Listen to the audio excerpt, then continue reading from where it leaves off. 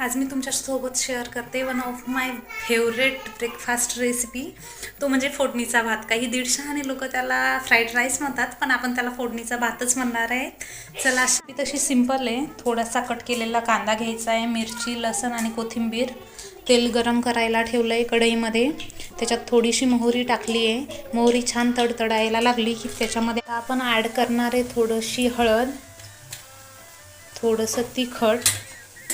त्याच्यानंतर त्याच्यामध्येच लगेच ॲड करायचा आहे रात्रीचा शिळा उरलेला. झाला आहे आपला फोडणीचा भात. कोणीच आता याला आहे ना फ्राईड राईस म्हणणार नाही आहे. चला आपण टेस्ट करू.